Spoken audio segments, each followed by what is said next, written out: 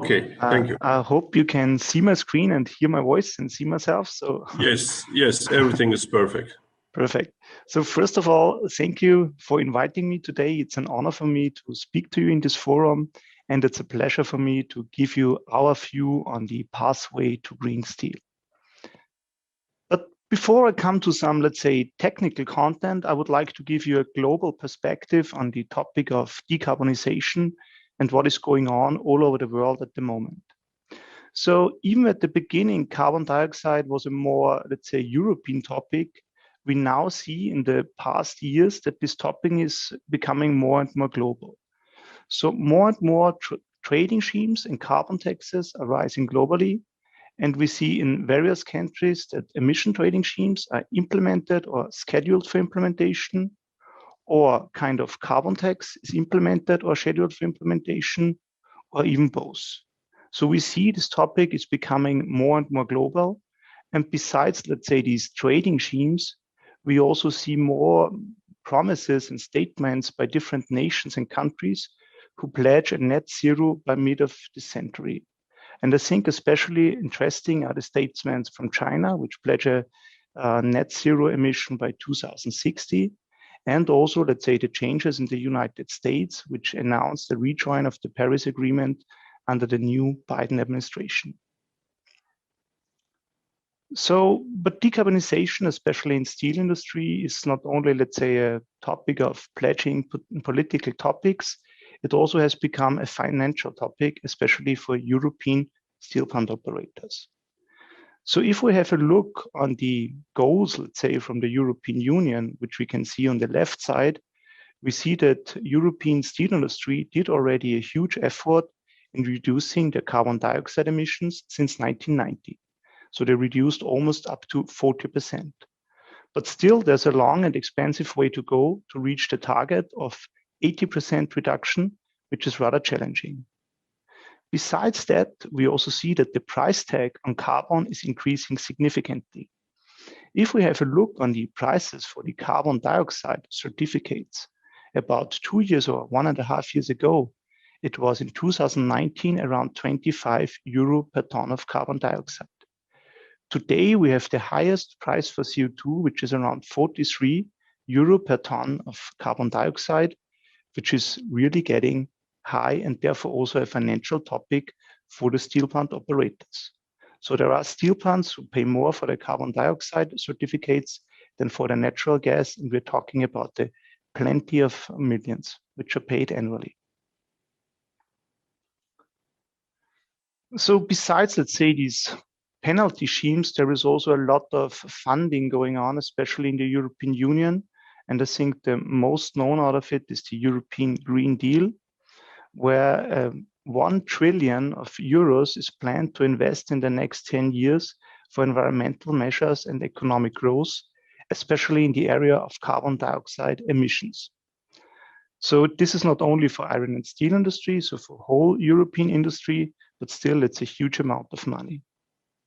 Also now with the COVID crisis, many expected that this situation will change, but the Green Deal has become a clear, let's say, pillar of the recovery plan, and it was even topped by 750 billion euros. Furthermore, the European Union announced a hydrogen strategy and makes hydrogen to one of the key topics for the transformation of the energy systems. So coming now, let's say, from the political background to the current situation in iron and steel industry, what do we face at the moment? What do we face today? So nowadays, about 70% of the steel are produced via the integrated steelworks route, and about 30% via electric arc furnace-based route. So very good steel plants, integrated steel plants, achieve at the moment, as we've seen before by Martin Pai, about 1.6 tons of CO2 per ton of steel. And let's say a typical value can go up to, if we have a global view, of 1.9 kilogram of tons of CO2 per ton of liquid steel. If we look on the electric arc furnace route, we see that the situation is a little bit better due to the usage of scrap, which is carbon neutral, and also direct reduced iron. So we come down to 0.65 tons of CO2 per ton of liquid steel. So how could the future look like in 2050, and what would be, let's say, the best route in terms of CO2 emissions? So first of all, we expect a certain shift from integrated steelworks to electric arc furnace-based steelmaking routes. So in 2050, we expect that the electric arc furnace share will be up to 50%. And of course, if hydrogen is available and can be applied in iron and steel industry as reducing agent, the emission reduction can be significantly lower in terms of CO2 and down to 0.2 tons of CO2 per ton of liquid steel. So this would mean a tremendous change if hydrogen is applied. So what is now green steel, and how are the routes looking for green steel? Yeah. So green steel is more than CO2 only. Green steel is a wider word for different environmental topics. And we at PRIMETALS Technologies have a very strong green backbone and can provide solutions all over the metallurgical value chain. So starting with a very traditional topic, it is emission control. So this means removing harmful substances from the off gases, except carbon dioxide. So especially here, we have a big area of solutions and can provide many technologies which fulfill all the requirements. And I would like to introduce to you later on our so-called MEROS technology for sinter plant primary dusting. Nowadays, a big topic is the decarbonization. So this means the carbon dioxide reduction of emissions. And the decarbonization can be split up in 3 different pillars. So the first one is efficiency increase, improving your existing plants to reduce your emissions to the minimum.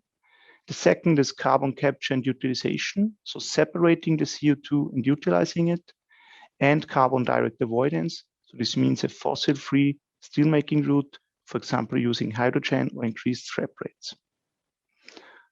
For all these technologies, we can provide solutions also due to our backgrounds. And I would like to introduce to you 2 efficiency measures, so our quantum furnace and our waste heat recovery for electric arc furnaces. A topic what we see, what is rising on the horizon, is circular economy.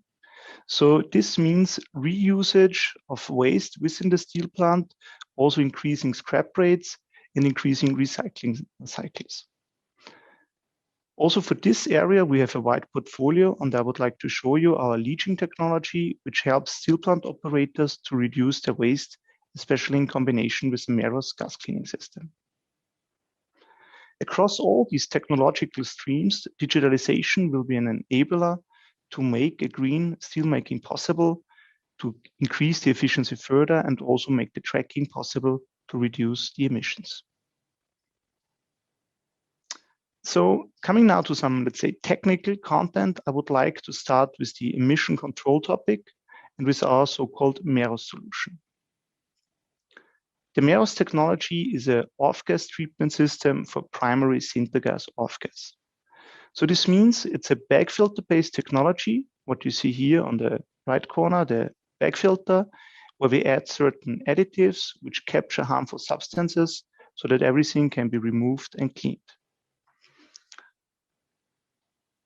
The example I picked out here is the MEROS installation for a Turkish steel plant, where we modernized the off-gas system for all 3 sinter plants, and all 3 sinter plants were realized in less than 1 year. High quantities of dust and acids had to be removed, and with this technology, all regulations and emission regulations could be fulfilled, and the technology is even fit for future requirements and is also fulfilling the BAT requirements. Coming now to the wide topic of decarbonization, I would like to start with an overview on this topic to guide you a little bit through all these different measures. So starting with the integrated steel route, we see that there are different optimization approaches possible for the various individual process steps. So the first one is the agglomeration step. So for example, sinter plants. And by keeping the same route, only applying technological packages and new solutions, about 25% of the CO2 emissions can be reduced. Situation is similar for the blast furnace, who is the biggest polluter in terms of CO2 within the integrated steel route. So by applying different technologies, CO2 emissions can be reduced by 40%. But also the basic oxygen furnace, emissions can be reduced by increasing scrap rates, for example, and for example, applying gas recovery and such things to reduce the CO2 emissions. Having a look on the direct reduction route has already a very low CO2 emission due to the fact that methane is leading to less CO2 than carbon. But also here, when we look at the matrix-based technology, so shaft-based technology, slight improvements are possible for the natural gas variant, about 12%.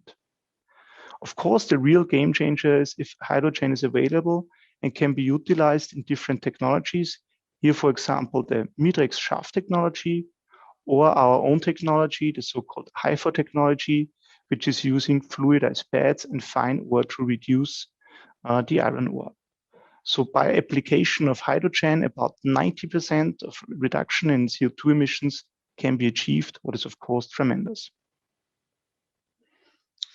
But also the electric arc furnace, which is also already very good compared to the integrated steel route for CO2 emissions, can be further optimized in regard of CO2 emissions.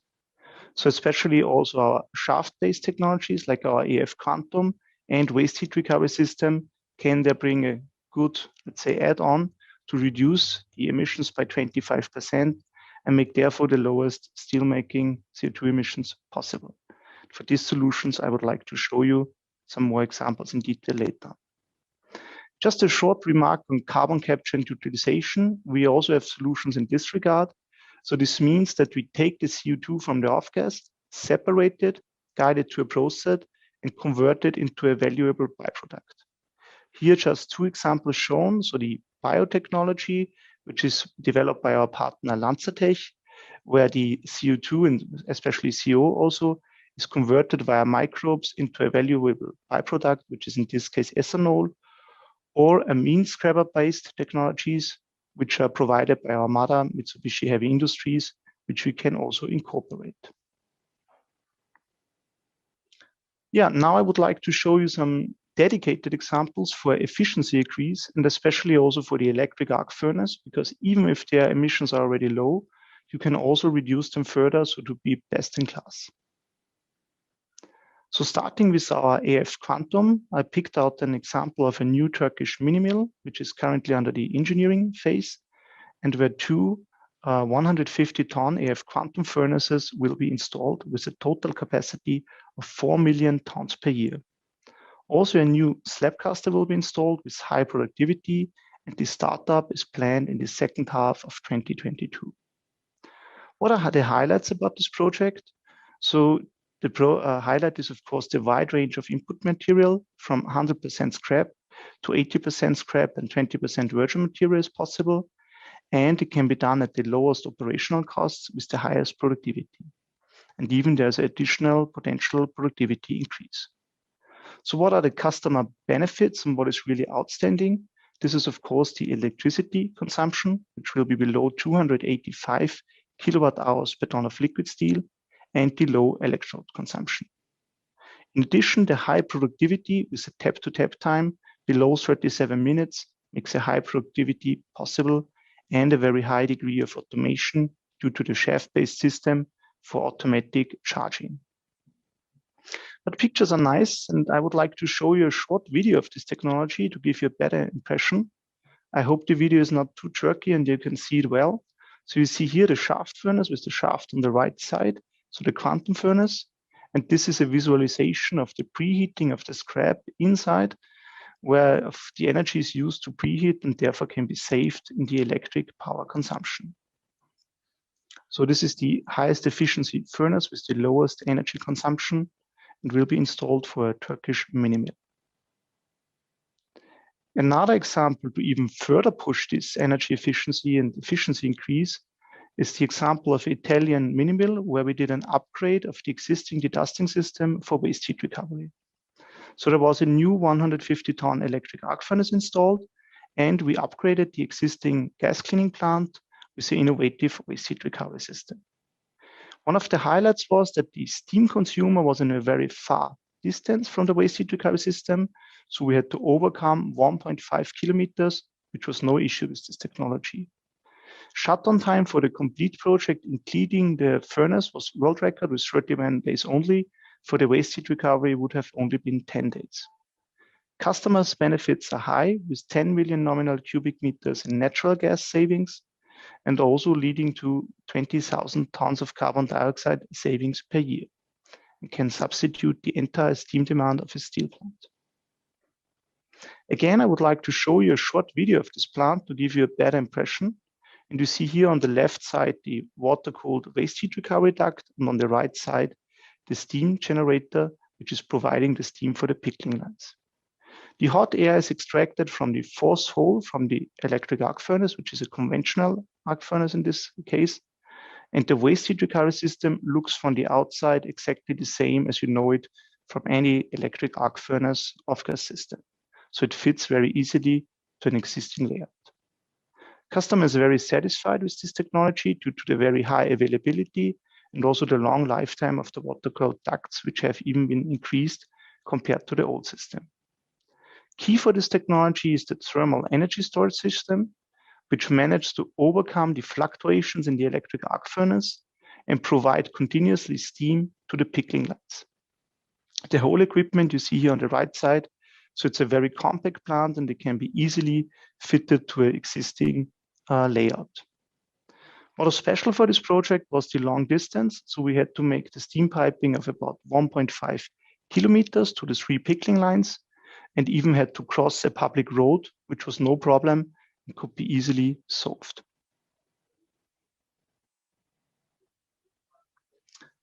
Last but not least, I want to give you a short example for circular economy, which is about the so-called leaching technology. The example I picked out is from a Japanese sinter plant where we installed this leaching process. And within this leaching process, the dust and residues from the sinter plant off-gas system are treated and converted into, let's say, valuable byproducts.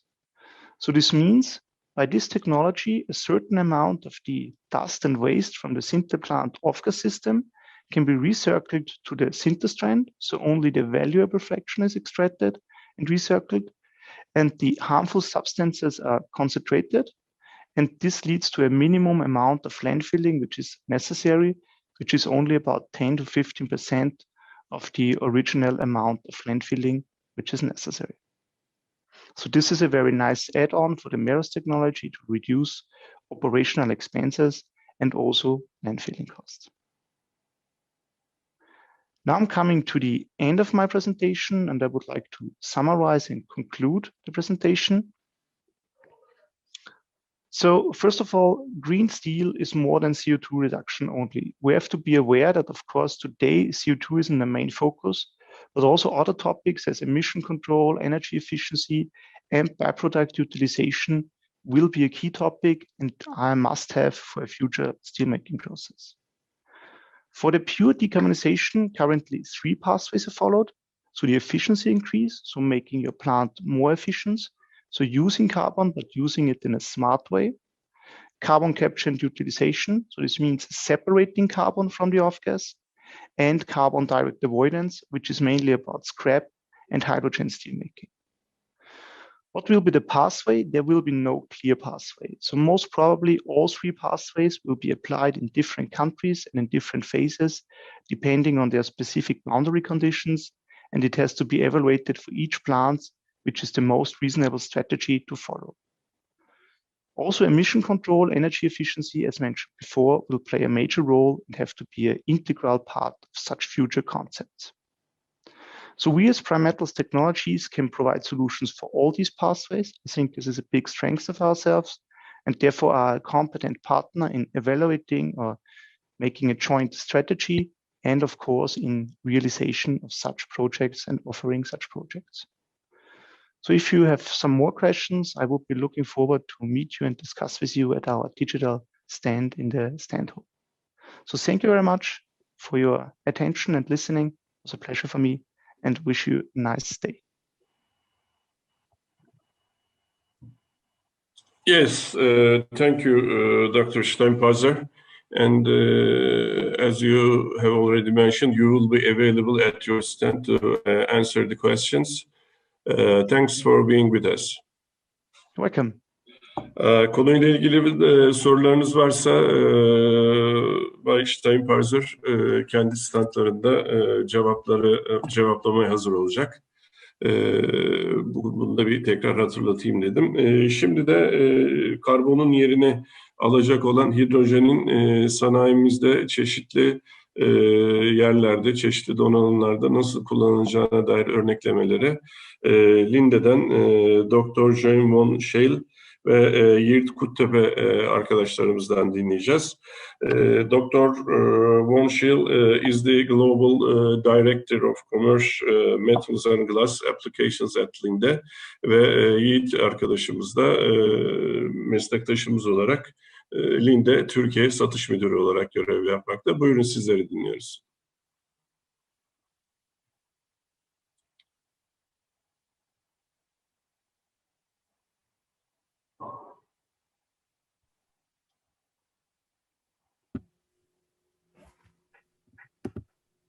İzzet Bey merhaba, kolay gelsin. Merhabalar İzzet Bey. Ben de biraz İngilizce devam edeceğim. Soru cevap olursa orada da Türkçe'ye geçiyor olacağım. Hi to all, dear symposium committee and dear participants. Today as we Linde, we're just going to talk about how our technologies would be affecting decarbonization concepts and what would be the alternative combustibles in terms of hydrogen and how this would be affecting steel market industry. With that regard, I'm together with Mr. Joachim von Scheele from our Global Commercialization Director, and I will definitely have 3 slides to assist the concept and let him speak over regarding to what we'll be offering in terms of these technologies. So if we start who we are as Linde. You can see our slides? Yes. Good. Okay. Sorry. Go ahead, Yiğit. Okay. Good. Yeah. So if we jump into the first slide, as we Linde, we are active in more than 100 countries, and we have over 2 million customers. And we are proud of our motto that on a daily basis, we are everyday job. We are trying to make our world more productive than ever. When I say so, we believe so that our strong technologies would assist our products to make more sustainable environment than ever. And with that remark, I have to say that we are not a gas selling company, but we are more than innovative and technology-driven company. As you can easily see that we have more than 6,500 active patents in worldwide. And before going to the other slide, I can say that in 2018, we merged the biggest gas company in the market with Linde AG and merger of Praxair Incorporation from United States. And we are having a common establishment and common sharing history over 140 years long. So what we are doing, Linde, in Turkey, again, we have a strong presence in Turkey.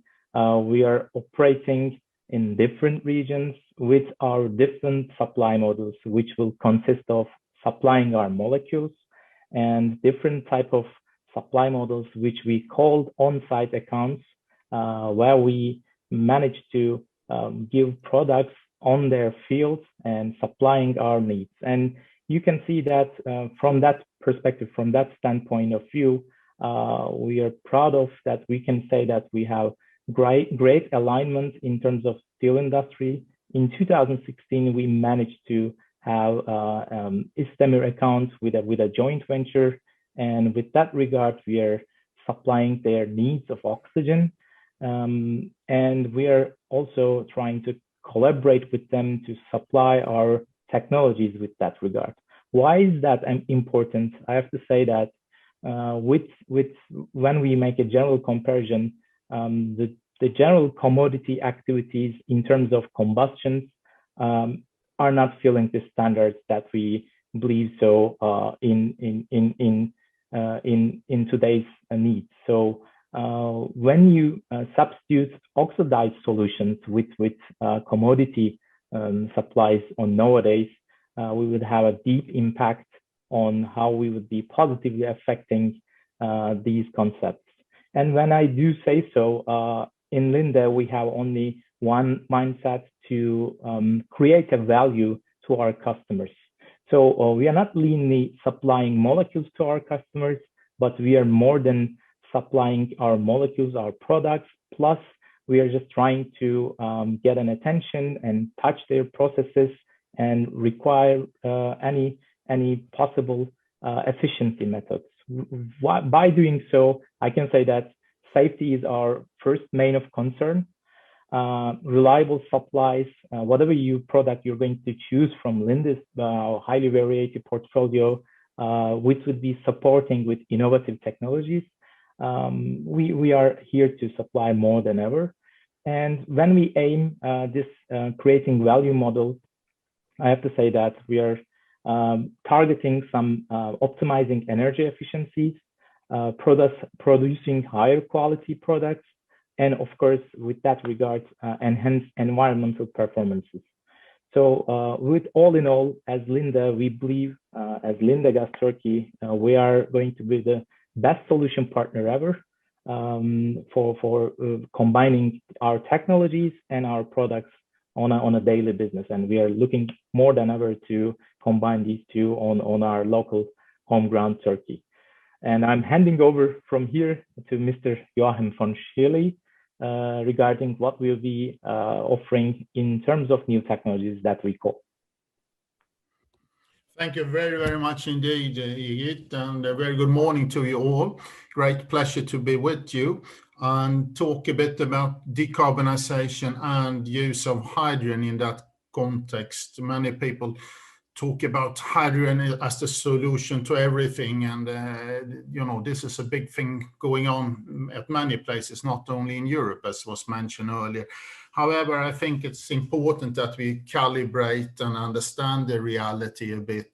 And decarbonization is a journey. It's great with all these targets and roadmaps and so, but we will have to move there step by step and see what can we do at different points in time. And definitely at the end game, hydrogen is there. So we should think about hydrogen already today, see where we can use it, but it's not always that this is something that we can implement already next week, so to speak. Linde has long been the largest supplier of hydrogen in the world, and we have today sales in the hydrogen business of exceeding 2 billion euro, and we have production plants, a lot of production plants, almost 250 hydrogen production plants, and a lot of experience when it comes to liquefaction. For example, we have liquefaction in the Gulf Coast of the US that it is twice the total capacity of liquefaction in the whole of Europe, for example. And it was mentioned earlier about storage and so on. That is something that we have done for many decades as well, and big pipeline networks and lots of trailers and so on. So this is something that we have. Hydrogen is in the Linde DNA, so to speak, since many decades, and that fits also very well with our strong commitment as a company when it comes to decarbonization. We are now investing more than $1 billion into decarbonization technologies, and we have decided to spend at least 1/3 of our R&D money on decarbonization. And quite important for our customers is, of course, also that when we produce gases, that these gases are green, and we are doubling the purchase of low carbon power, but we are also supplying completely green oxygen, for example, in terms of that we are using green renewable energy for the production of the gases. So now look at steel, and this has been touched upon earlier in different aspects, but let me add a few words to it. When we look at decarbonization of the steel industry, we have absolutely certain challenges there. And if we want to go all the way into hydrogen, one thing that we need to remember is that in the foreseeable future, hydrogen is not cheap. It is not cheap, and it relates very much in a broader sense, at least if you talk about green hydrogen, upon the cost of electricity. So if we talk about cost of electricity, that is in the range of, let's say, 50 euro or so per megawatt hour. Well, then it's not easy to in a viable way just go in and replace a use of natural gas today, even if it's technically feasible. So we could say that if you look at the lower right of this picture, that we need to move down to a cost for the hydrogen of say €2 per kilo, and at the same time have a cost of CO2 of, let's say, 100. This is a possible development. We think that we can see this coming somewhere in the 2030s. We have it today, a cost of CO2 in Europe for the EUA of a bit over 40 euro. And we think that there are possibilities with renewable energies and big projects, particularly in solar power, to come down with the electricity cost in that type of range. But and at the same time, there's a big development going on when it comes to cost of production of hydrogen. However, for big changes into use of hydrogen, we need hydrogen at a scale that is far beyond what is being produced today. We should keep that in mind. If we look at across the production chain of steel, and as was already mentioned, there are many opportunities to do something. And one opportunity is to use oxyfuel, and oxyfuel can be used together with hydrogen. I will come back to that. But we can see that there are possibilities across practically all of the processes in the chain. And if we do this type of things fully implemented using technologies that we have today, we could easily reduce the CO2 emissions by 10 to 15%, and in many processes even more. So a good thing with the oxyfuel technologies here is that they are already prepared for going into use of hydrogen. So we can, and that can be done stepwise and partly. For example, if you talk about the ladle preheating or a reheat furnace or something like that. And I will give a couple of examples, but there are great opportunities across the whole production chain for sure. But decarbonization doesn't have to be only related directly to oxyfuel or something like that. There are many other options, and I think it's important to point that out, and some of it was mentioned earlier, but that you can do other things. You can increase you can change the charge into the blast furnace a bit by using DRI there. You can charge scrap to blast furnace. You can do top gas recycling, and you can start injecting low carbon things. You can use even hydrogen into blast furnace. You can charge more scrap into the BOF if we talk about the electric arc furnaces, and there are lots of electric arc furnaces in Turkey. Can go for renewable electricity for sure. We can use hydrogen there in the burners, and so I will come back to that. And mentioned already ladle preheating, where we can do big cuts in the CO2 emissions there, and the same for the area of the steel reheating, just to give a few examples. It's not only about hydrogen, and there are a lot of things that we can do already today. At the blast furnaces, what we have been doing at many places across the world, and we have about 20 of those installations today, is to use oxygen enrichment, which is a very, very good way to use low carbon fuel in the hot stoves, and that we can see as a first step into actually changing the stove operation into a complete, I would say, flameless oxy-fuel combustion in the hot stoves. And this has a huge impact, actually. If we look, we can probably take down the CO2 emissions in that area by 30%, what we have seen, if we take this second step here. But the first step would reasonably be to use oxygen enrichment into the hot stoves, and by that we can fully utilize the blast furnace gas there, and we don't need to top it up with any coke oven gas or natural gas. Another thing worth mentioning that I find very interesting is there is a technology called hot oxygen technology that can be used for external gasification.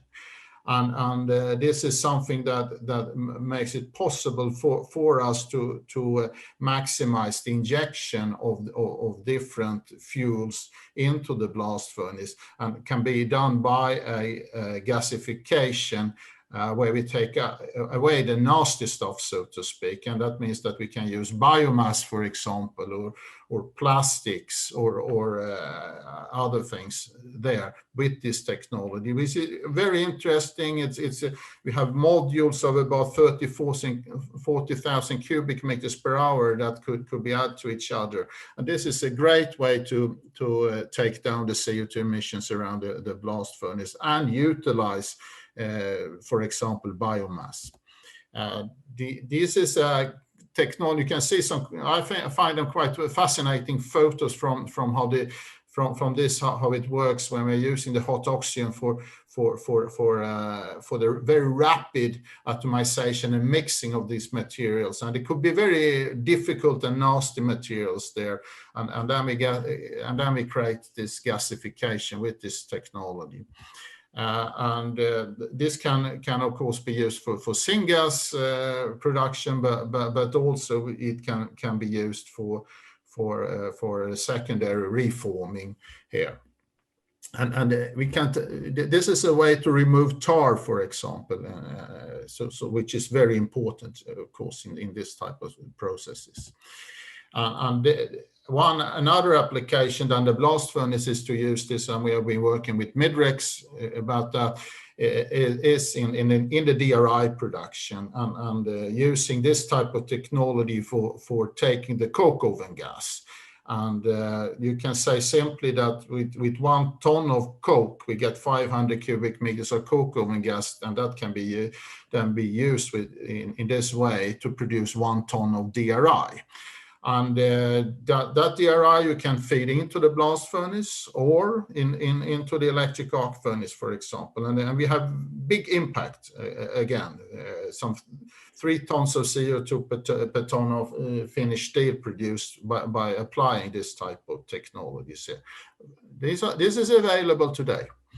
And I think that when you look at the integrated steel plant, we should remember that there are a lot of availability in general of low calorific gases. And if we combust them with oxygen, we can use them in practically any application. We can say, as a rule of thumb, if you take natural gas and combust that with air and compare that to blast furnace gas and compare that with oxygen, it's the same. And people are doing natural gas with air all the time. So why not combust your blast furnace gas with oxygen? It has very interesting impacts normally on the overall utilization of gases in the plant. For example, directing more of coke oven gas into electricity production. Now, jumping further into electric arc furnaces, the cogeneration technology was introduced by Praxair, which is now part of Linde 25 years ago in 1996. So we're having anniversary here. And this was the technology that was very important for electric arc furnaces because it meant that we could close the doors. We don't need to have lances through the doors for injection any longer. Instead, we could have a uniform distribution of fixed injectors in the furnace where we're injecting oxygen, and we have burners combined. This technology is now available with hydrogen as a fuel, and this gives extremely good results. We have been operating cogen in the past with natural gas, LPG, coke oven gas, oils, and so on. But we see now when we start to operating with hydrogen that we get even better results. And we get the cogen concept where you have a coherent shroud around the injection improves much with the hydrogen. So we can get a much longer jet for the injection, and this is very favorable in the electric arc furnaces. So we both save CO2 emissions and we get the better operation. And we have this now made so that we can do replacement in the existing cogen installations. There are more than 170 cogen installations already in the world. But when you talk about combustion, oxy-fuel combustion, like in chemical packaging in electric arc furnace, you use a high temperature oxy-fuel, so to speak, conventional oxy-fuel. But if you want to heat something or reheat something, you don't want that type of flames. Then we want to have a flame that is more of a flame cloud, giving uniform heating, so on. So that's why we developed the flameless oxy-fuel technologies. We are approaching 20 years now. 2003 we made the first installations of this technology, and you can see in the lower photograph here that it's called flameless because we cannot see the flame. There is a flame there, but the flame temperature is very similar to the temperature of the wall that is behind there. And this is done by separating the injection of the oxygen and the fuel. So they meet further in the furnace, and they're dragging furnace gases into it and spreading the flame into a huge three-dimensional volume then.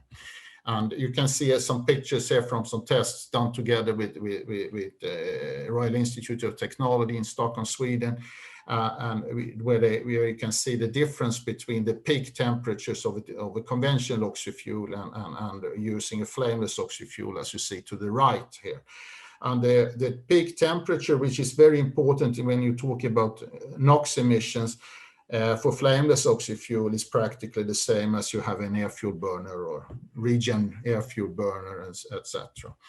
But it has a further advantage, and that is, again, data from Royal Institute of Technology, is that in, for example, a reheat furnace or a ladle preheating it's never fully tight. So there will always be an ingress, in leakage of air to it, which could easily normally kick up the NOx levels. However, the flameless oxy-fuel is very much sensitive to that. And of course, when you have oxy-fuel, there is no nitrogen available. So this gives us very, very low NOx levels. We have seen that we can have reductions of NOx levels up to some 90%. So in ladle preheating, this is important. In ladle preheating, many people are neglecting that process, but I think we have great opportunities there. And we have seen from more than 100 installations of flameless oxy-fuel in ladle preheating that we are reducing the fuel consumption by about 50%. So we're taking away 50% of the CO2 emissions with this installation. However, we can also use hydrogen as a fuel here, and in that case, of course, we reach 100% reduction of the CO2 emissions in this stage. Similar kind of technology, we have the trademark Rebox for that portfolio we are using in reheat furnaces, where we can also increase the capacity a lot in the furnaces. But more importantly here is probably the fuel savings and the reduction of the CO2 emissions that so far has been up to 50%. And again, we can reduce that down to 100% by using hydrogen. As of today, we have done more than 180 installations in steel reheating across the world. This has been in all types of furnaces. We're talking about from batch furnaces like soaking pits and so all the way up to huge pushers or walking beam furnaces. It has been carbon steel production like rebars, but it has also been very advanced steel grades. as well. We have done some installations also in annealing furnaces, particularly for production of stainless steel. So, Dr. SCHEELE, sorry to interrupt, but we have to sum up. Yeah, we are there in a moment. Please. So you can see that a lot of installations of different kinds. Here is a picture from 300-ton walking beam furnace in China. And we have now taken this to use hydrogen, as I said, and it looks the same, tested out. And maybe some of you heard about when we did it 1 year ago, this in full scale at Ovako Steel in Sweden, using flameless oxy-fuel with hydrogen, and in a full-scale testing with their in their production of ball-bearing steel grades. So the conclusion there was not only the combustion worked perfectly well, but also we had no negative impact on the material. And we have a statement here from the CTO of Ovako that they were very happy with this and they're now proceeding with this. So hydrogen can be used there as well. So to summarize, hydrogen can be used in the electric arc furnaces. It can be used in any kind of heating. And that technology we have demonstrated already today. And we can see that we can use this without having negative trade-off, so to speak, with NOx emissions and so on.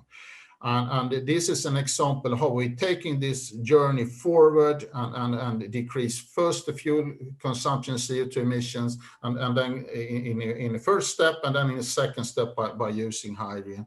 We have a lot of this in our tech centers, and we are very happy to conduct trials together with our customers to do this. And I mentioned particularly the hot oxygen technology for producing syngas or using coke oven gas in the blast furnace and in DRI production. I think that an important takeaway here is to remember to understand that the combustion technologies are already available to help decarbonization and to use hydrogen. And this is going ahead of the availability and the supply of the hydrogen, actually. So once we have the hydrogen in place, we don't have a problem to use it, so to speak. So thank you very much for your attention. I hope you find this interesting. We are very much happy to work together with you to help you to decarbonize and have a sustainable future in your production. Thank you so much. Yeah, thank you both for joining us and sharing this presentation. So thanks a lot. Thank you. Thank you very much. Evet, şimdi bu karbonsuzlaştırmaya yönelik teknolojilerin neler olduğuna dair bir kısa bakış yaptıktan sonra dünyada ve Türkiye'de sektörün ne tür hazırlıkları var? Türkiye bu resmin neresinde? Bir ona bakacağız. Bu konuyla ilgili sunumunu yapmak üzere Çelik Üreticileri Derneği Teknik İşler Direktörü Sayın Serpil ÇİMEN'e gideceğiz. Ancak ondan önce, sunumundan önce ekrana günün ikinci anketini paylaşmak istiyorum. Arkadaşlarımızdan rica edeyim anketi ekrana getirsinler.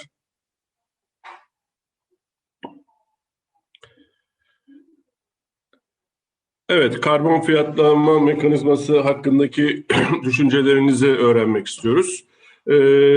Şimdi de Sayın Serpil ÇİMEN sunumunu yapacak. Sektörde 20 yıllık deneyime sahip olan meslektaşımız şu anda Türkiye Çelik Üreticileri Derneği Teknik İşler Direktörü olarak görev yapmakta. Buyurun Serpil Hanım, sizi dinliyoruz.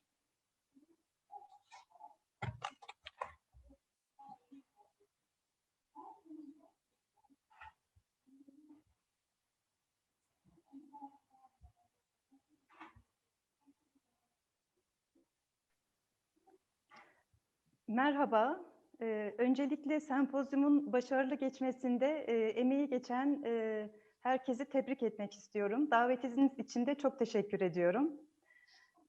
Şimdi sunumumu paylaşacağım.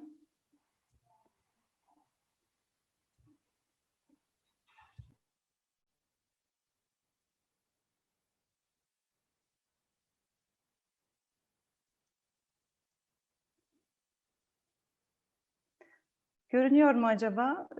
Paylaşıyorum şu anda. Şu anda gördük.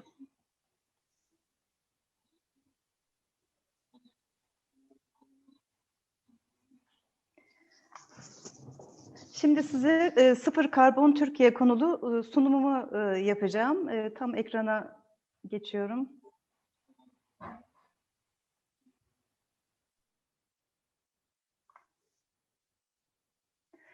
Sunumum içeriğinde sektöre demir çelik, Türkiye ve dünya çelik sektörü özelinde bir takım üretim, enerji tüketimi, emisyon bilgilerinden söz edeceğim. Daha sonra enerji verimliliği projeleri, inovatif karbonsuzlaştırma projeleri, Avrupa Yeşil Mutabakatı, Türkiye'nin bu konudaki eylem planı hazırlıkları ve sıfır karbon yol haritamızdan söz edeceğim.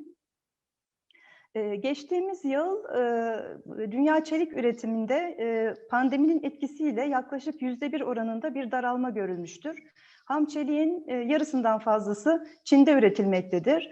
Fakat ülkemiz çelik sektörü pandemiye rağmen üretimini kısmamış, dünya ve çelik üretimini %6,1 oranında arttırmıştır. Bu durumda onu dünya çelik üretimi sıralamasında 7. sıraya getirmiş. Avrupa'da da 1. sıraya yükseltmiştir. Türkiye'nin çelik üretimi dünya genelinin tersine %70 ark ocaklı tesis ağırlıklıdır. Küresel ve enerji ihtiyacının %8'ini ve endüstriyel enerji ihtiyacının %20'sini çelik sektörü karşılamaktadır. Bildiğiniz üzere çelik sektörü en çok kömür kullanan endüstridir ve bütün enerji ihtiyacının %75'ini de kömürden karşılamaktadır. Doğrudan endüstriyel emisyonların da %25 ve 30'undan demir çelik sektörü sorumludur. Türkiye'de sektörlere göre toplam sera gazı emisyonlarını incelediğimizde 2009 yılına geldiğimizde %2,5 katı bir artış görüyoruz. Bu da gelişmekte olan bir ülke olarak Türkiye'nin üretimine bağlı olarak üretiminden kaynaklı, üretim artışına bağlı olarak emisyonlarıdır. Burada en yüksek payı %75 ile enerjiden kaynaklı emisyonları görüyoruz. Demir çeliğin de karbondioksit emisyonları enerji kaynaklı toplam emisyonlarda %1 paya sahiptir. Endüstriyel kaynaklı emisyonlarda ise %21,5 bir payı vardır. Dünya çelik sektöründe karbondioksit emisyonlarının kıyaslandığı bir çalışmaya baktığımızda Türkiye gibi elektrik ark ocaklı tesislerine dayalı ülkelerin, yüksek fırına dayalı ülkelerin emisyonlarına kıyasla 1/2, 1/3 oranında daha düşük olduğunu görüyoruz. Zaten dünyada da yeni trend emisyonun düşük olması nedeniyle elektrik ark ocaklı tesislere yönelik bir evrilme söz konusudur. Avrupa Birliği ile spesifik enerji tüketim değerlerimizi kıyasladığımızda Türkiye'nin ton ham çelik başına 0,231 TEP değeriyle Avrupa'nın ortalamasının ve diğer ülke bazlı değerlerinin çok altında olduğunu görüyoruz. Bu da birim enerji tüketimi açısından Türkiye'nin iyi bir seviyede olduğunu bizlere gösteriyor. Birim enerji tüketimini düşürmek için sektör uzunca yıllardır uğraş veriyor. Proses bazında burada sektörün genelinde uygulanmakta olan projelere yer verdim. Ama bunların bazıları emisyon azaltımında da son derece etkili olan önlemlerdir. Örnek vermek gerekirse kok fırınında kok kuru söndürme, sinter tesisinde atık ısı geri kazanımı, yüksek fırında pulverize kömür enjeksiyonu, tepe basıncı geri kazanım türbinleri, yüksek fırın gazının iyileştirilmiş geri kazanımı, bazik oksijen fırınında ısı ve gaz geri kazanımı, pota ön ısıtma verimlilik uygulamaları, ark ocaklı tesislerde ise yine hurda ön ısıtmanın bu anlamda ön plana çıktığını görüyoruz. Haddanelerde de yine sıcak şarj uygulaması ve oksijenle zenginleştirilmiş oksiyakıt brülörlerin kullanımda olduğunu görüyoruz. Birincil çelik üretiminde karbonsuzlaştırma da inovasyon tabii kritik role sahip. Burada dünyada öne çıkan projeleri sıraladım ama benden önceki konuşmacılar zaten kendi alanlarındaki projeler hakkında bilgiler verdiler. Burada özetlemek gerekirse karbon girdisini önemli miktarda azaltmak ve onu hidrojenle ikame etmek. Yüksek fırında da uygulaması var bunun. İndirgeyici olarak, yani karbon yerine indirgeyici olarak hidrojenin ikame edilmesi. Tabii ki %100 değil, belli oranlarda. Elektroliz teknolojileri var. Düşük sıcaklı, yüksek sıcaklı elektroliz teknolojileri ve bunların fizibilitelerinin yönelik çalışmalar var. Yeşil hidrojen üretimi keza. Karbon yakalama, kullanma, mesela geçmeden önce koksuz, sintersiz projelerden de bahsetmek istiyorum. Orada da yine karbon yakalama, depolama ile birlikte kullanılan smelting reduction teknolojileri bulunuyor. Karbon yakalama, kullanmada da daha çok yüksek fırın atık gazlarının, entegre tesislerdeki atık gazların sıvılaştırılması esasına dayanan projeler. Burada da sentetik gazların ulaştırmada, yani bunlarda yakıt eldesi, plastik eldesi ve gübre olarak kullanımı söz konusu. Yani yakalandıktan sonra başka bir sektöre de hizmet vermesi açısından önemli projeler. Tabii bu türden projeleri geliştirmek için fonlara ihtiyaç var. Şu anda mevcut durumda ülkemiz Ufuk Avrupa ve katılım öncesi mali yardım aracı çağrılarından faydalanabiliyor. Burada sektörümüzün faydalanabileceği çağrıları sıraladım. Elektrik ve hidrojen temelli, yani karbondan doğrudan kaçınma teknolojileri, üretim prosesinin düzenlenmesi projeleri, verimliliğin iyileştirilmesi. Buna da çok dikkat çekmek istiyorum. Burada ham madde kalitesini arttırılarak üretimin verimliliğinin, hem prosesin verimliliğinin arttırılması hem de nihai ürün kalitesinin arttırılması gibi çağrılar da bulunuyor. İPA kapsamında da, İPA 3 kapsamında da yine yeşil gündem, rekabetçilik, bu da sektör kuruluşlarımızı ilgilendirebilecek projelerdir. Avrupa Yeşil Mutabakatı'na gelince önceki konuşmacılar da bahsettiler ama kısaca söz etmem gerekirse Avrupa Yeşil Mutabakatı iklim değişikliği, dijitalleşme, büyüme stratejisi ve ticaret stratejisi olarak tabii ki kurgulanmış. İlk karbon nötr kıta olma hedefini açıkladıktan sonra diğer ülkelerde de Çin, Güney Kore, Japonya, Avustralya, Yeni Zelanda, Birleşik Krallık gibi bu ülkelerde de domino etkisi yaratmıştır. Benzer karbon nötr hedefleri konulmuştur. Sadece Çin'in 2060 yılı bir karbon nötr hedefi var farklı olarak. ABD'de de Biden yönetimi Paris Anlaşması'na yeniden taraf olmuş ve 2050 yılı sıfır emisyon hedefini açıklamıştır. Yalnız bu emisyon azaltımları, bu hedefler küresel emisyon azaltımlarının sadece %61'ine karşılık gelmektedir. Yine karbon nötr olma hedeflerini yerine getirmek açısından bunlar yeterli görülmemektedir. AB'nin yeni sanayi stratejisinden de bahsetmem gerekirse özetle yenilenebilir enerjiye dayalı olması, enerji sektörünün fosil yakıtların belli bir program kapsamında terk edilmesi, hidrojen kullanımının yaygınlaştırılması, enerji yoğun sektörlerin, demir çelik gibi enerji yoğun sektörlerin karbonsuzlaştırılması ve modernize edilmesi, döngüsel ekonominin geliştirilmesi olarak özetleyebiliriz. Ama burada esas amaç karbon kaçağı riskini önleme, AB'nin esas hedefi, bir de rekabetçiliği, üreticilerin rekabetçiliğini korumak üzerinedir. Avrupa Birliği tabii ki bu planı, mutabakatı yürürlüğe koyarken yatırım planını da yapmıştır ve en az 1 trilyon avroluk bir bütçe ayırmıştır. Bunun içinde InvestEU, adil geçiş mekanizması, Avrupa Birliği bütçesi, ETS fonları yer almaktadır. Ülkemizin de InvestEU kapsamında karar alması halinde bu programdan da ülkemizin faydalanması mümkün olabilecektir.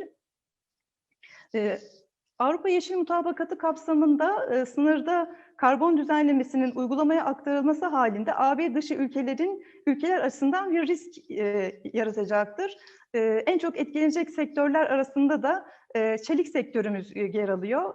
Avrupa Birliği'ne 2018 yılında 7 milyon ton civarında olan çelik ihracatımız 2020 yılında çeşitli korunma önlemleri, kota ve vergi gibi önlemlerden dolayı 4,5 milyon tona gerilemiş olsa da Avrupa Birliği Türkiye için çok güçlü bir ticaret ortağıdır. Sınırda karbon düzenlemesinin uygulanması halinde TÜSİAD tarafından hazırlanan bir yeni iklim rejimi raporunda maliyetler hesaplanmıştır. Avrupa Birliği'ne yönelik olarak bütün sektörler bazında hesaplamalar yapılmıştır.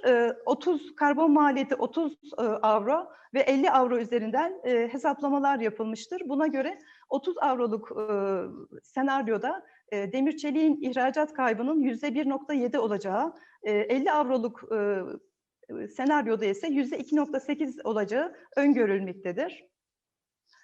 Avrupa Yeşil Mutabakatı'na karşı Türkiye'nin eylem planı hazırlıkları nelerdir? Kısaca size bunlardan bahsetmek istiyorum. Ticaret Bakanlığı'nın liderliğinde yürütülmektedir bu çalışmalar ve diğer bakanlıkların da desteğiyle ve bakan yardımcıları seviyesinde üst düzeyde sahiplenilmiş bir konudur. Şu anda taslak eylem planı hazırlanma aşamasındadır. Burada sektörümüzü ilgilendirebilecek aslında 9 madde altında 70 eylem belirlenmiştir. Ama sektörümüz için uygulanabilecek olanları böyle 6 başlıkta topladım sizler için.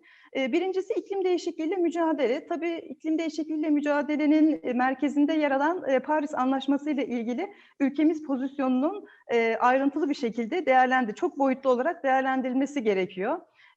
Diğer bir hazırlıkta tabii ki iklim kanunu, emisyon ticaret sistemi, şu anda Türkiye için öngörülen emisyon ticaret sisteminin yönetmeliği hazırlanacak. İklim eylem planı, stratejiler belirlenecek bu kapsamda. Temiz ekonomik güvenli enerji arzına geldiğimizde yine yenilenebilir enerji ve enerji verimliliğinde projelerin daha etkin ve desteklerin daha da arttırılması öngörülüyor. Buna yönelik çalışmalar yapılıyor. Özellikle yenilenebilir enerjide 2027 yılı itibarıyla 2027 yılına kadar her yıl 1000 rüzgar enerji, 1000 megawattlık RES, 1 megawattlık GES olacak şekilde çalışmalar yürütülecek. Finansmana geldiğimizde finansman tabii ki en kritik olanı burada. Ulusal mevzuatımız gözden geçirilecek. Ulusal enerji verimliliği yine finansman mekanizmasından bakılacak. Nelerden faydalanabiliyoruz diye. Tabii burada uluslararası finansman çok önem taşıyor. Özellikle Avrupa Birliği fonlarına erişim sağlanması kritik önem taşıyor. Diplomasiye gelince tabii Avrupa Birliği ile taraf olduğumuz bir serbest ticaret anlaşmamız, bir gümrük birliğimiz var. Haklarımızın tabii ki korunması gerekiyor. Bu yönde diplomatik girişimlerde bulunacak bakanlığımız. Bir de sınırda karbon düzenlenmesi, Veysel Bey de bahsetti. Ticarete engel teşkil etmeyecek bir şekilde kurgulanması gerekiyor. Yani aksi takdirde bir korunma önlemine dönüşmemesi gerekiyor.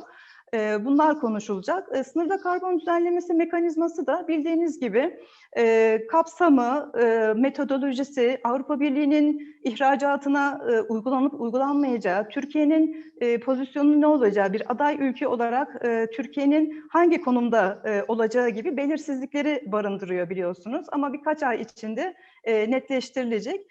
Burada netleştirilmeye bağlı olarak tabii ki Avrupa Birliği'nin belgelendirme çalışmalarına da ağırlık verilecek. Metodoloji tabii ki belirlendikten sonra emisyon ticaret sistemi mi olur, ayrı bir sistem mi olur? Tabii ki onların belirlenmesi gerekiyor.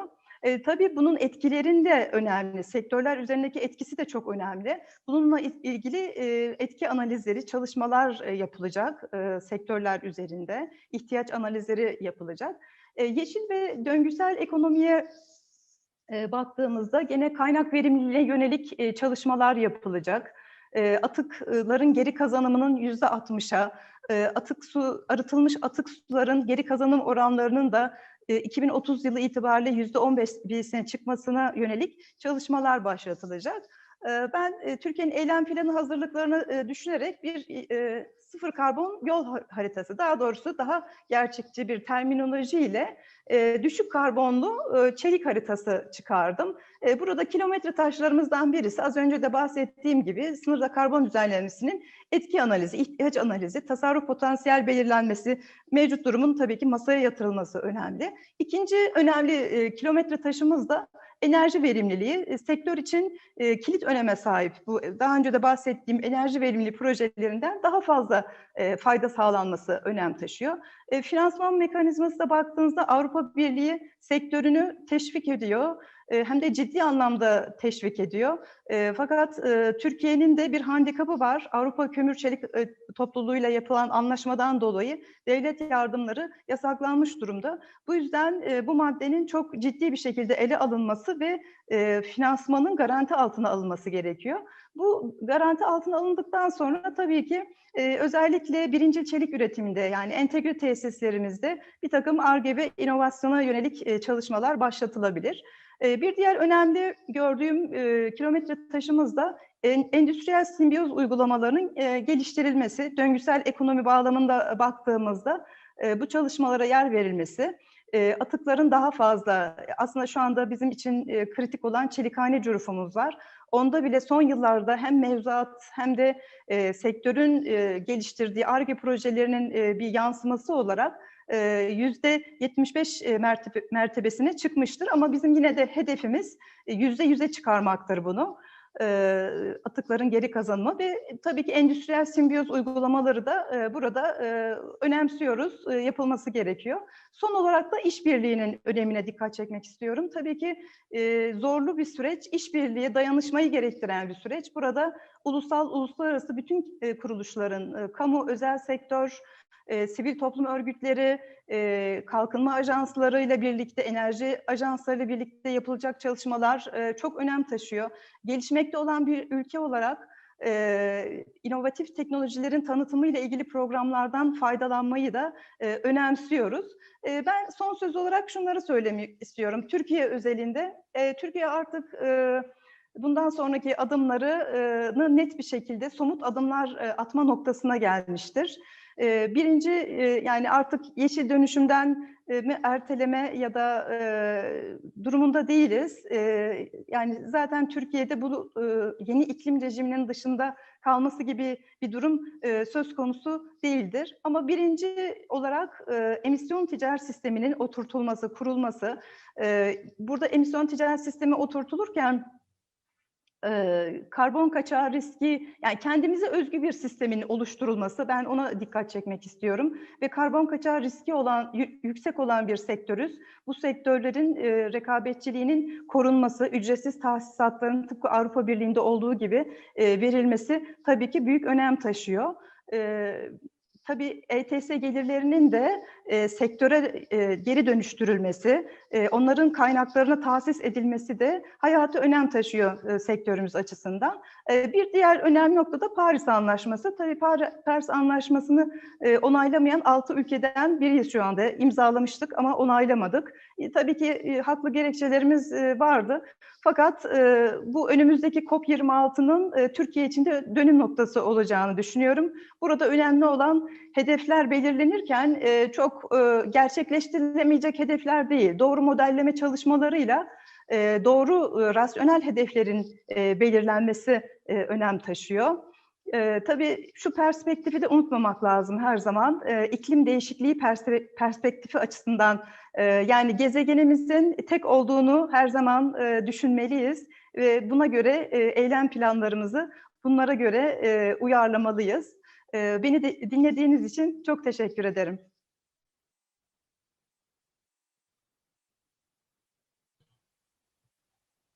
Evet Serpil Hanım, teşekkürler. Serpil Hanım'ın çizdiği... Ben teşekkür ederim. Serpil Hanım'ın çizdiği karbonsuzlaştırma ve yeşil dönüşüm rotasında önümüzde zorlu virajlar olduğunu görüyoruz. Umarım bu virajları alnımızın akıyla doğru bir şekilde çıkabiliriz. Gerçekten zorlu bir parkur var ve zaman geçirmeden belki de şu ana kadar kaybettiğimiz zamanı geri kazanmamız gerekecek. Ben arkadaşlarımızdan bu ekranın anketin sonuçlarını ekrana getirmelerini rica edeceğim. Rejideki arkadaşlardan.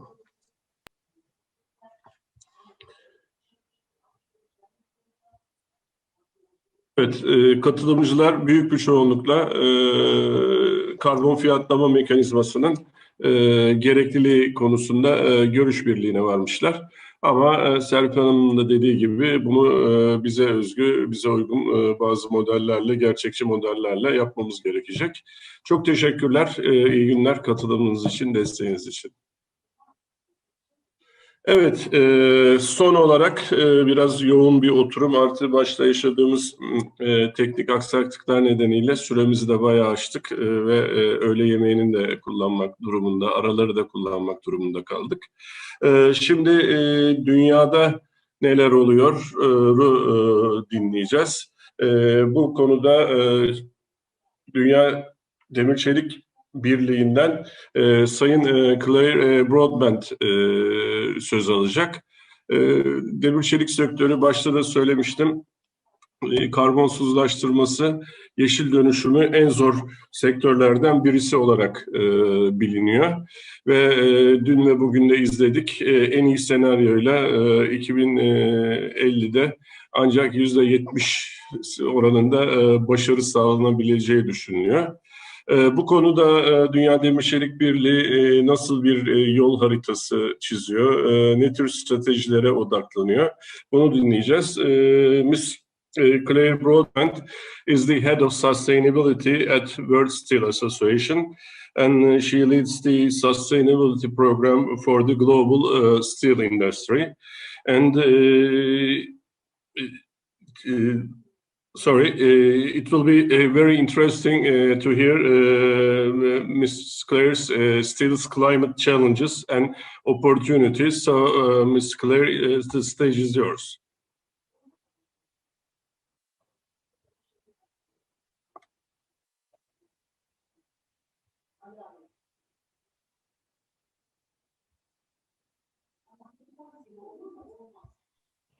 Yes, welcome. Nice to see you. Hello, nice to be here. Thank you very much for having me today. I'll just get my presentation on the screen. Hopefully you can see. Yes, we can see. Okay, great. Okay, so good morning, good afternoon, everyone. I'm Claire Broadbent. I'm head of sustainability for the World Steel Association. And I'm very happy to be here today to talk about steel's climate challenges and opportunities from a global perspective. So just a very brief introduction for those of you who are not familiar with World Steel and who we are. We're a non-profit organization and we are focusing on based in Brussels in Belgium, and we have a second office in Beijing in China. This is really key because more than 50% of global steel production today comes from China. The association represents steel producers as well as national and regional associations and research institutes. And in total, I think we represent around 85% of global steel production. We cover a lot of different areas within the organization. I won't go through them all here in detail. The areas I'm responsible for are sustainability and life cycle assessment, and we work very closely with the team on climate change and environment. There's an increasing overlap in a lot of the topics that we work on. So in terms of the presentation for today, I'd like to just discuss where we are now as an industry, our three-track approach, for how we can help the industry reduce their emissions, and then where we see the role of stakeholders to help us to get there. So where are we now? There's about 1.8 billion tons of steel produced annually, and this represents, if we look at what around 1.83 tons of steel, tons of CO2 per ton of steel produced on a global level. This brings us up to around between 7 and 9% of global CO2 emissions. Unfortunately, we don't have any regional data and regional breakdown of this sort of the CO2 emissions available for you today. This is something that we have available for our members. So there is, obviously an increasing importance on these emissions and how we can make the reductions on a global level. So we've heard some of this today, but there is more and more talk on carbon neutrality. And here I've just put some examples of the countries that are talking about their own goals for 2050, some of them are for 2030. Now we have President Biden announcing that they're rejoining the climate conversation. So, it's really on a global level that we're seeing a lot of these announcements being made. For the targets for 2050, if we look EU, the US, Korea, Japan, UK, this covers 30% of current steel making capacity. And then if we look at China, covering more than 50% of crude steel production, looking at their targets for 2060.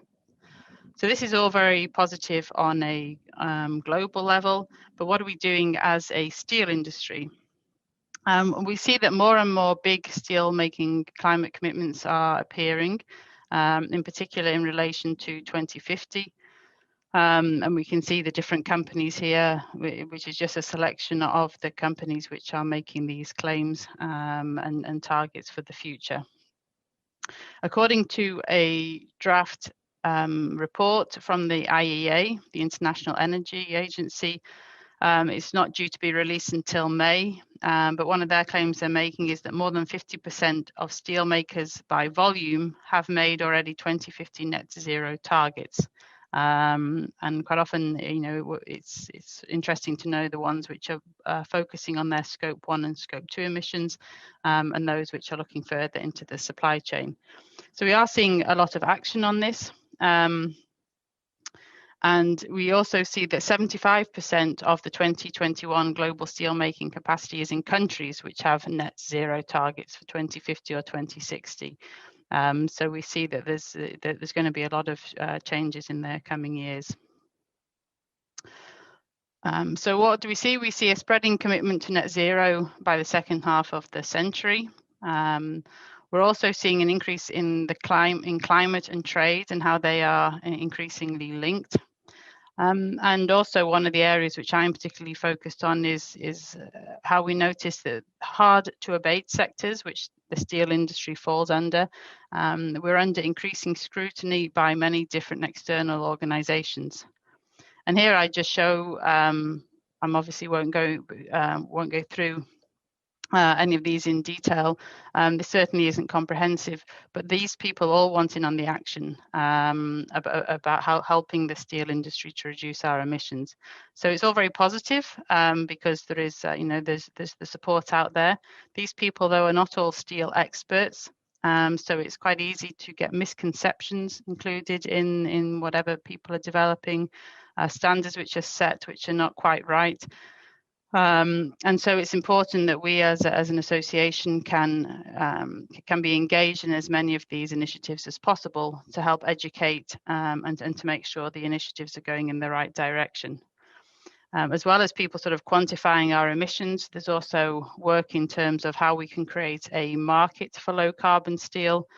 And these are a number of initiatives which, I'm sort of quite keenly involved in.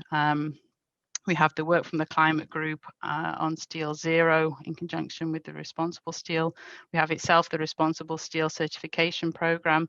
And these are all looking at how to encourage customers to become more involved, to become more engaged, and to ask for low carbon steel products. But unfortunately, and as we've heard this morning, there is no single solution. The steel industry, though, is taking a 3-track parallel approach to look at how we can make emissions. So it's firstly looking at reducing our own impact, and this is within the steel industry and steel production itself. Secondly, in terms of promoting material efficiency and the circular economy, so looking at how we can use less to do more, make higher strength steels, recycle more. And then the third one is developing advanced steel products to enable societal transformations. And here we're looking into things, if we take the automotive sector as an example of how mobility will be changing in the future. So if we take the first of these, of how we can reduce our own impacts. So here we can see the IEA roadmap showing a trajectory to 2050 and the different policies that would be needed. And again, here they have a 3-track parallel approach as well, with 3 main levers, which are included here to try to make the reductions. The first one is step up, second, efficiency, third is increased scrap availability, and then ultimately then the development and implementation of breakthrough technologies. So I'll just go through each of these briefly. Step up. This is it's a program within World Steel for the industry that supports improvements in mill operations to get them to the same efficiency levels of the steel industry's top performers. So this is based on optimal raw materials selection and use, on energy efficiency and minimizing waste, and then improving yield and process reliability. So the aim isn't to have to invest in huge new pieces of equipment. It's to achieve this with the equipment that the companies have today. Because we've seen that it's not really about people, what makes company different is not the equipment they have, but how they're using it. So by having this program, which takes a sort of a broad look across the whole of the industry, we can then sort of bring up those companies who are performing less well to make these incremental improvements. Second one is on maximizing scrap use. Scrap availability is limited. The average lifetime of steel products is around 40 years. So scrap availability today comes from steel that was produced 40 years ago. And so looking back on the graph, you can see even if all the scrap came back, there certainly isn't enough to make the quantities of steel that we're making today. So there will be a gap remaining, but we see towards the second half of the century how that's going to be changing. So in terms also of maximizing scrap use, there are lots of benefits of using scrap. We save energy consumption, we save CO2 emissions when we're using scrap compared to using iron ore. It's more energy efficient, but we're limited by the amount of scrap, as I've mentioned, and we need to sort of focus our work in trying to recover as much scrap as possible. And then the third one is on breakthrough technologies. And this is what is needed then ultimately to reach these zero emissions or low emissions. But it's not a case of just choosing one of these. We need to use them in combination with each other. And the specific choices is really taken dependent on the local conditions and what's available in a specific region or for a specific company. So firstly, using carbon as a reductant, but followed on by carbon capture and storage or utilization, or alternatively using a biomass as a reductant. Secondly, using, as we've heard, hydrogen instead of carbon. This creates water instead of CO2 as an output. But again, this comes with its own challenges, particularly regarding the availability of low carbon hydrogen, which we are far from having enough of in order to meet all the demands that we have currently. And then the third one listed here is electrolysis. So this is similar to what happens within the aluminium production. But again, production volumes are still very low. It has potential for the future, and local conditions really will help determine which of these companies will need to be used. So we've already heard some of these examples today, so I won't go into them in much detail. But there are around the world a number of different technologies which are being implemented and are becoming real. And we see in China they're doing a lot of work with CCU and CCS. And we have within Emirates Steel in the UAE. We also have within ArcelorMittal. We've heard hybrid. And then also in the US, the use of renewable energy to reduce their emissions. on a sort of plant level. But it's quite clear that there are a few risks and cost implications. Low CO2 steel produced today will be more expensive than conventional steels, and IEA is even stating that this could be between 10 and 50% more expensive. And the availability of these low carbon resources that will be needed in large quantities is really key to this.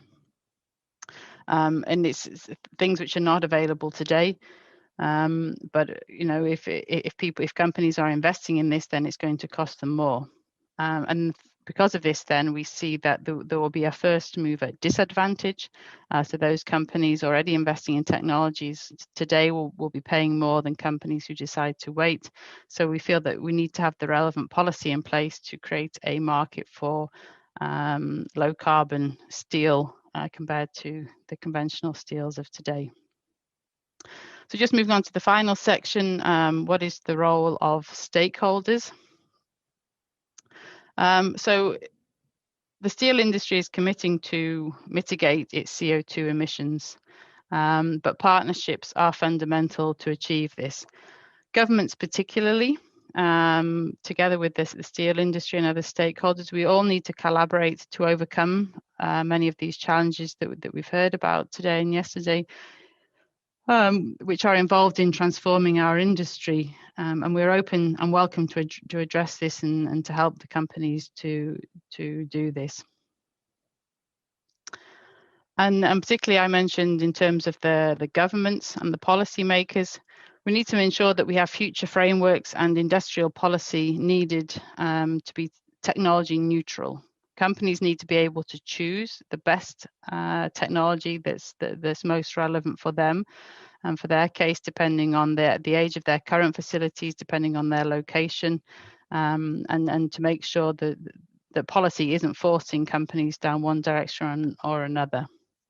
We also need to understand the availability and affordability of low carbon resources, whether it's electricity or hydrogen, storage and transportation of CO2. It's very key that that these are all taken into account. And as I mentioned, we need to remove the first mover disadvantage. These first mover companies need to be able to survive and put even more of their products on the market. And so this relates to the financing, sustainable finance, green finance, and creating the market itself from the customer side. Which leads on to my final slide.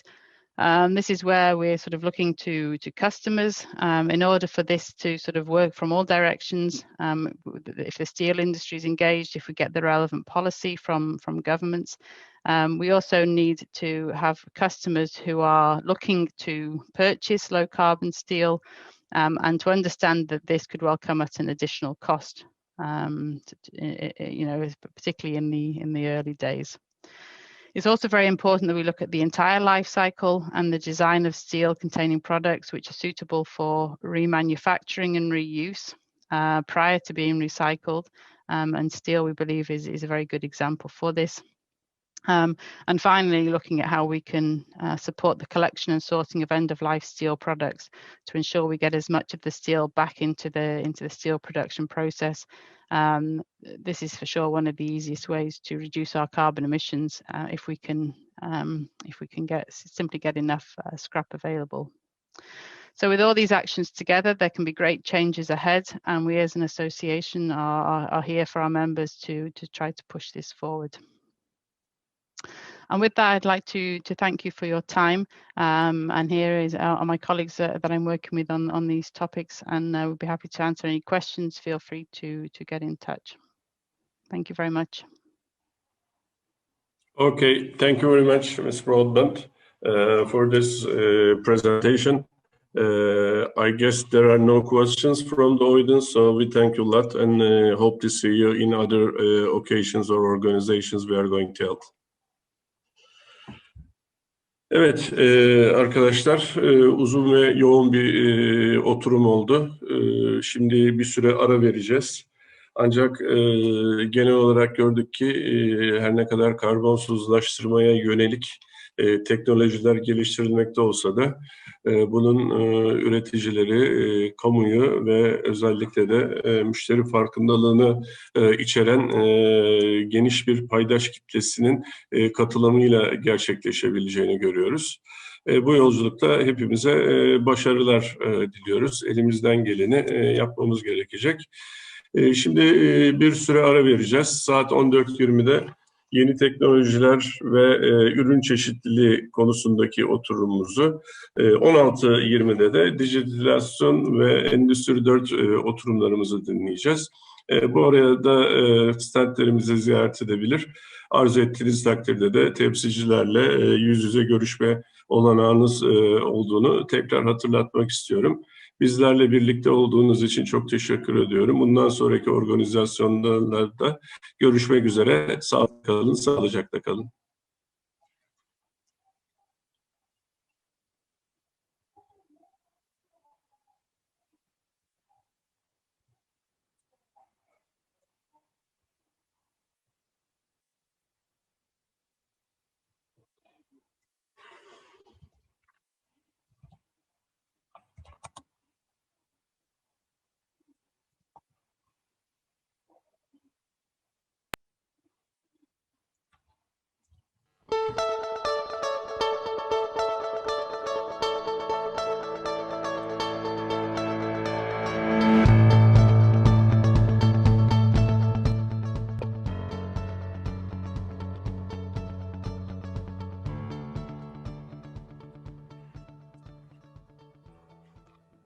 Merhabalar kıymetli dostlarım, değerli meslektaşlarım. Hepimizi oldukça derinden etkileyen bir pandemi sürecinin ortasından geçiyoruz hep birlikte. Tüm dünya bir şekilde bu buhrandan ama az ama çok etkilendi ve etkilenmeye de devam ediyor. Elbette bizim sektörümüz olan demir çelik sektörü de bundan nasibini az ya da çok aldı. Tüm bu olumsuzluklara rağmen birbirimize olan hasretimizi bir nebze olsun azaltabilecek bir dijital etkinlikle bir araya gelmeyi hedefledik. İçinde işletmelerimizin Covid'le nasıl mücadele ettiğinden başlayarak sürdürülebilir ve daha az karbon salınım odaklı bir endüstri olmak için neler yapmamız gerektiğine kadar birbirinden çok değerli konu ve konuşmacılarımızla bir araya geliyoruz. Katılımın tamamen ilgi duyan herkese açık olduğu ISS dijital etkinliğimizde buluşalım. Görüşmek üzere.